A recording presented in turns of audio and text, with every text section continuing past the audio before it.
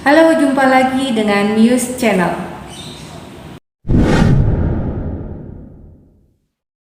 Ini perjalanan menuju sebuah mall, Paris Van Java. Paris Van Java Resort Lifestyle Place adalah sebuah pusat perbelanjaan yang terletak di Jalan Sukajadi, Bandung, Jawa Barat.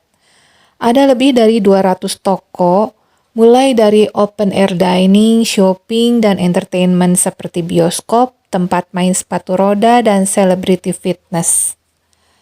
Dengan total luas pertokoan 4.700 meter persegi, memiliki 4 lantai, dan dengan kapasitas parkir yang luas bisa menampung 2.000 kendaraan.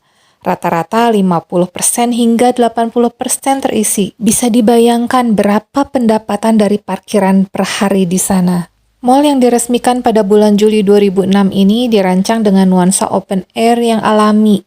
Faktor lain yang menjadi daya tarik adalah konsep bangunan yang kental dengan desain Eropa.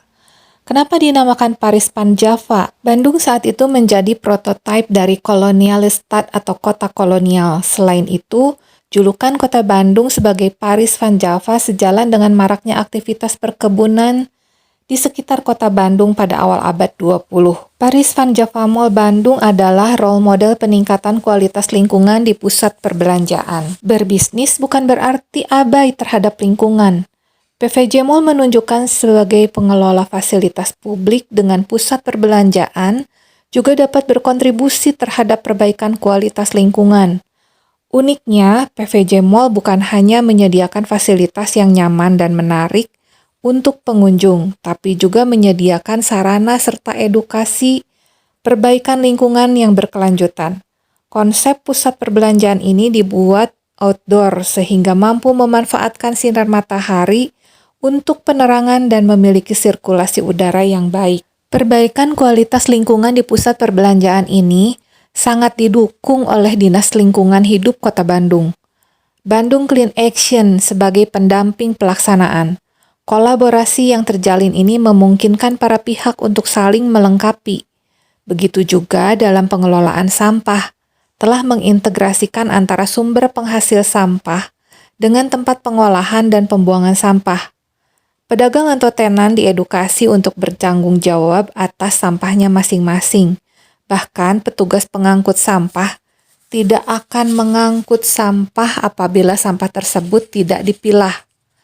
Hal tersebut perlahan menjadi kebiasaan yang dilakukan oleh tenan yang ada di PVJ, sehingga volume sampah dapat ditekan.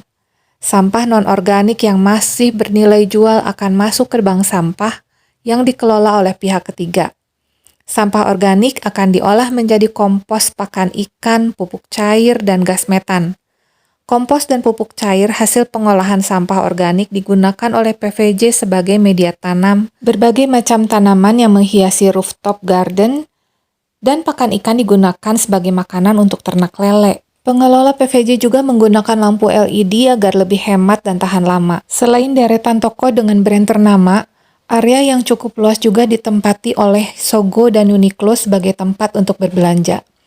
Secara berkala, PVJ mengadakan pameran atau stand khusus mulai dari hewan, makanan, fashion, hingga perbankan dan developer perumahan. Dan ini adalah macam-macam anggrek, merupakan satu suku tumbuhan berbunga dengan anggota jenis terbanyak. Jenisnya tersebar luas dari daerah tropika basah hingga wilayah sirkumpolar.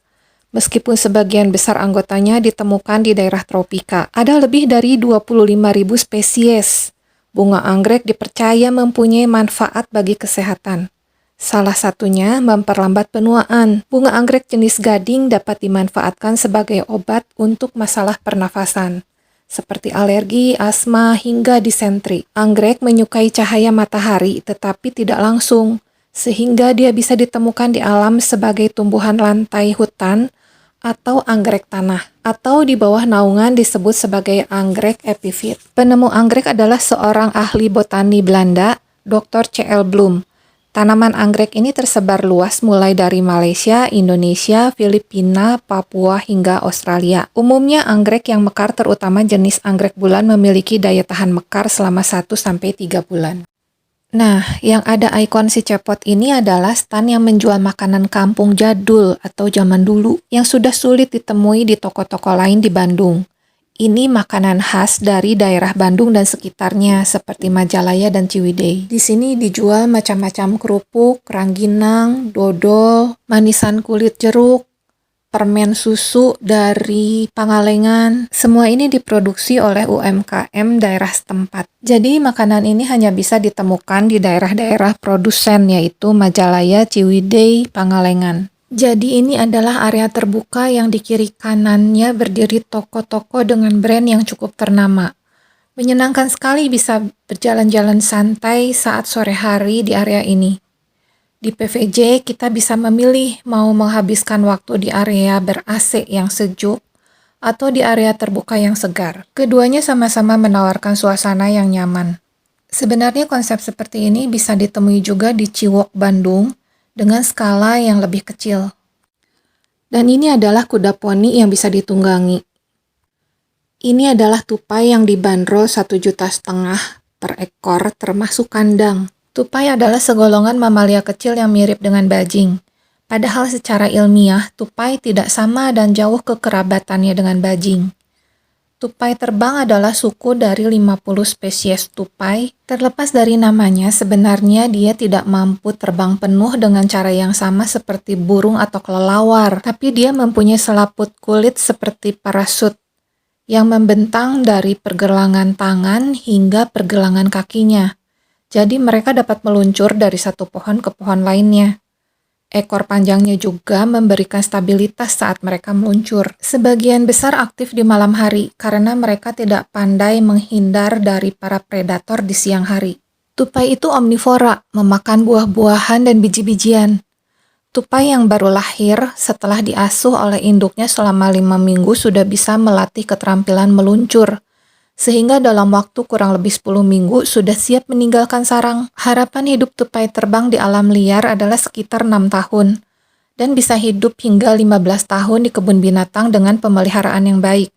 Di alam liar, tupai terbang sering menjadi mangsa atau santapan ular pohon, burung hantu, dan sebagainya. Tupai berkembang biak sekali dalam setahun, biasanya di bulan Mei atau Juni. Masa kehamilannya sekitar 40 hari dan melahirkan 2-6 ekor. Tupai biasanya tidak berbahaya, jarang menggigit ataupun menyerang, kecuali jika mereka merasa terpojok atau merasa terancam. Namun mereka bisa menularkan penyakit dan virus. Gejala yang dapat timbul adalah demam selama 2-6 hari setelah terinfeksi, diare, dan pembesaran getah bening. Beda lagi dengan ini, dari jauh mungkin tidak ada yang menyangka bahwa ini adalah ayam American Silky yang dibanderol sekitar 3,5 juta rupiah per ekor. Silky memang mempunyai bulu yang tebal dan sangat halus, sehingga dia terlihat seperti anak kucing atau seekor anak anjing. American Silky jenis ayam hias yang unik dan menawan, yang mungkin belum banyak orang yang mengetahuinya. Silky termasuk ayam yang sangat pendiam.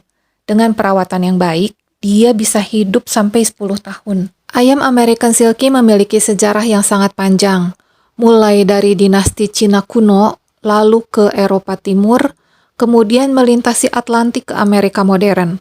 Pertama kali diperkenalkan ke Eropa tahun 1800-an dan masuk ke Indonesia pada tahun 2017 dengan harga 25 juta per pasang. Dagingnya berwarna hitam dan dianggap memberikan khasiat magis dan obat bagi mereka yang memakannya. Tulangnya juga digunakan dalam pengobatan Tiongkok. Produksi telurnya hanya 2-3 telur kecil setiap minggunya.